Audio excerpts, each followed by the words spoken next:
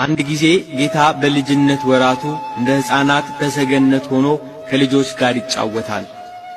ሕፃናቱ ተሰባስበው እንዳሉ ከሕፃናቱ መሃል አንድ ሕፃን ከሰገነቱ ላይ ወደቀና ሞተ። የዚያ ሕፃን ልጅ ስም ዜኑ ይባላል። አብረውት የሚጫወቱ ሕፃናት የልጁን መውደቅ ሲመለከቱ ፈርተው ሸሹ። ጌታችን ኢየሱስ ክርስቶስ ግን በዚያ ሰገነት ላይ ብቻውን ቀረ።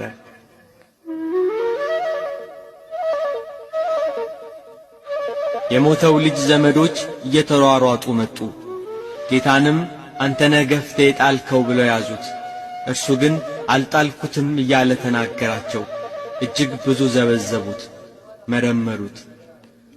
ከመሃላቸው ወጥቶ ወድቆ ወደ ሞተው ልጅ ሄዶ በታላቅ ድምፅ ዜኑ ዜኑ ብሎ ተጣራ።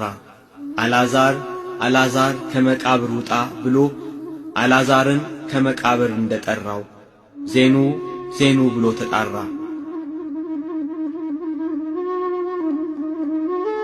የዚያ ሕፃን ዓይኖች ተገለጡ። ጌታም ያን ሕፃን ጠየቀው። ዜኑ እኔ ነኝ ከገደል የጣልኩህ አለው። ያም ሕፃን አይደለም አንተ አልጣልከኝም ብሎ በዘመዶቹ ፊት መሰከረ። ሕዝቡ እርሱ ብቻውን ታላላቅ ተአምራት ያደረገ ከልዑላን ይልቅ ልዑል ነው እግዚአብሔር እያሉ አመሰገኑ። ጌታችን መድኃኒታችን ኢየሱስ ክርስቶስ የ5 ዓመት ልጅ በነበረ ጊዜ ከወንዝ ወርዶ ይጫወት ነበር። በልዩ ጥበብና ዕውቀት ውሃውን እያፈሰሰ አሸዋውን እያጣራ ደቃቁን አፈር በጉድጓድ ውስጥ እያስቀመጠ ይጫወታል። የላመውን ደቃቅ አፈር ጭቃ አድርጎ 12 የወፍ ቅርጽ ሠራ። ይህን እያደረገ የሚጫወትበት ቀን ዕለተ ሰንበት ነበር። አብረው የሚጫወቱ ሕፃናት አብረውት ነበሩ። አንድ አይሁዳዊ ጌታ የሚሠራውን አይቶ ወደ ዮሴፍ ሄዶ ሕፃኑ ኢየሱስ በሰንበት መደረግ የማይገባውን ጭቃ እያቦካ 12 የወፍ ምስል ሠራ ብሎ ጌታን ከሰሰው። አረጋዊ ዮሴፍ ይህን ስሞታ ሰምቶ ወደ ጌታ ኢየሱስ ክርስቶስ ሄዶ በሰንበት ለምን ይህን አደረግህ ብሎ ተናገረው። ጌታም እጆቹን አጨበጨበና እፍ አለባቸው። ከአፈር ባበጃጀው በአዳም ላይ የሕይወት እስትንፋስን እፍ ያለ ጌታ ጭቃ አብኩቶ በሠራቸው የወፍ ምስል ላይ እፍ አለባቸውና ከዚህ ሂዱ፣ ሰው ከሌለበት ከዚያ ስፍራ ብረሩ አላቸው። እነዚያ በጭቃ የተሠሩ ወፎች የእግዚአብሔር ልጅ የተመሰገነ ነው እያሉ በሩ። ከእርሱ ጋር የሚጫወቱ ሕፃናት እንደ እርሱ ጭቃ ለውሰው የወፍ ምስል ሠሩ። ከዚያ ከጠዋት እስከ ማታ ጉሮሮአቸው እስኪያብጥ በእነዚያ ከጭቃ በተሠሩ ወፎች ላይ እፍ አሉባቸው። አንዳቸውም አልበረሩም። እባክህ ፈጽሞ እንዲንቀሳቀሱ ማድረግ አልተቻለንምና ምን እናድርግባቸው? አንተ እፍ በልባቸው እያሉ ለመኑት። እሱ ግን የሚያደርገውን ያውቅ ነበርና ዝም አለ። አንድ ሕፃን ግን ጭቃውን እፍ በማለቴ አዕዋፍ የሆኑ ዘንድ እባክህ ሥልጣን ስጠኝ እያለ አብዝቶ ለመነው። ሕፃኑ ኢየሱስም ሂድና የድንግል ማርያም ልጅ ተነስታችሁ ብረሩ ብሏችኋል ብለህ እፍ በልባቸው አለው። እንደ ተባለው ብሎ እፍ አለባቸው። አዕዋፍ ሆነው በረሩ። ዳግም ግን ከጭቃ ለውሶ እፍ ቢልባቸው ሊበሩ አልቻሉም። ይህ ሕፃን ድጋሚ እንዳልበረሩለት ሲያውቅ ወደ ጌታ እያለቀሰ ተመለሰ። ነገር ግን እሱ ተሰውሮ ነበርና አላገኙትም። ለሕፃናቱ ወላጆች፣ ለአካባቢው ሰዎች ነገሩ አስደንጋጭና አስፈሪ ሆነባቸው። ጌታ ከኀጢአት በስተቀር ሰው የሚሠራውን ሁሉ ይሠራ ነበር። በልጅነት ወራቱም እንደ ልጆች ይጫወት ነበር።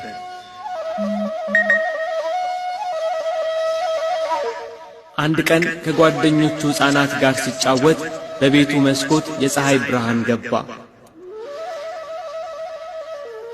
አማኑኤል የተባለ ጌታችን ኢየሱስ ክርስቶስ በፀሐይ ጮራ ወይንም በፀሐይ እግር ላይ ወጥቶ ተቀመጠ።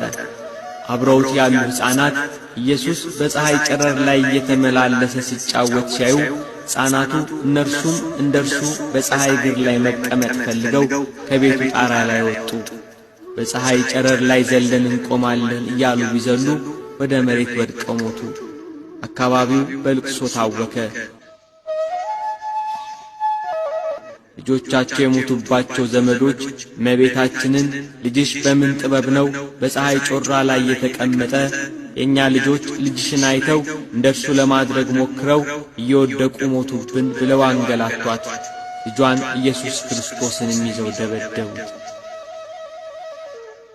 ለምን ትደበድቡኛላችሁ ብሎ ወደ ሞቱት ሕፃናት ሄደ። ከሞት አስነሳቸውና በእውነት እኔ ገደልኳችሁ ብሎ ጠየቃቸው። ሁሉም ተነስተው በአንድ ቃል አቤቱ ጌታችን አምላካችን ሆይ አንተስ ትንሣኤያችን ነህ፣ ለአንተ ምስጋና ይገባሃል፣ ለላከህ ለአብ ምስጋና ይገባል፣ ለባሕሪ ሕይወትህ ለመንፈስ ቅዱስ ምስጋና ይገባል፣ መላእክት በሰማይ ሲያመሰግኑህ ሰምተናል አሉ። የአካባቢው ሰዎች ግን በነገሩ ተደናገጡ።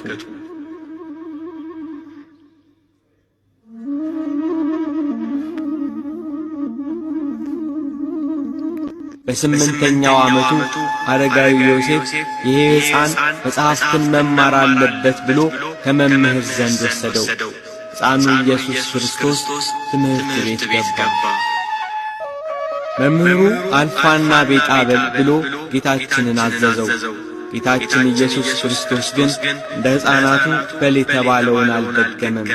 አልፋ ማለት ትርጉሙ ምንድነው ንገረኝ ብሎ መምህሩን መልሶ ጠየቀው።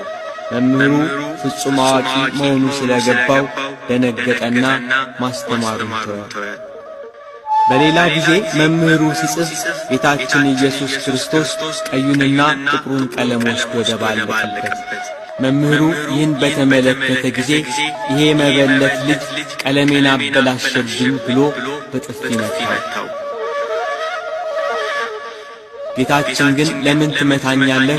ቀለሙን እንደነበረ መልሶአለሁ ብሎ ጥቁሩን ከቀይ ቀለም ለይቶ እነሆ ገንዘብህ ይኸው ውሰድ ብሎ ሰጠው። መምህሩ ሁኔታው አስደነገጠው፣ በነገሩ ተገረመ። በነፍስና በሥጋ በውስጥም በአፋ ድንግል ወደምትሆን ወደ ጌታችን እናት ወደ እመቤታችን ሄዶ ይሄ ልጅሽ ማን ነው? የሚሠራው ተአምርስ ምንድነው? ነቢዩ ኢሳይያስ ድንግል በድንግልና ትወልዳለች፣ ስሙን አማኑኤል ብላ ትጠራዋለች ብሎ ትንቢት የተነገረለት እሱ ነው እንዴ? ብሎ ግራ ተጋብቶ መልሶ አስረከባት።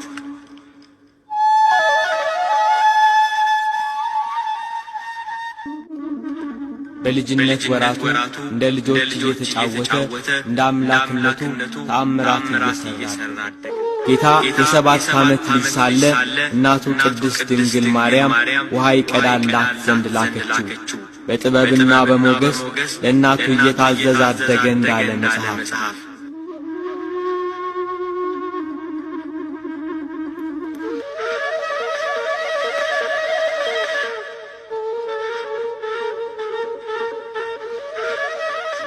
በመንገድ ላይ ውሃ የሚቀዳበት ገንቦ ተሰበረ። ልዑለ ባሕሪ ሁሉን የሚያደርግ ድንቅ አምላክ ነውና ውሃውን በለበሰው ልብስ ይዞ ወደ እናቱ ተመለሰ። እመቤታችን ቅድስት ድንግል ማርያም በነገሩ ፈጽማ ተደነቀች። የሚያደርገውን እየተመለከተች በልቧ ተጠብቀው ነበር እንዳለ ቅዱስ መጽሐፍ።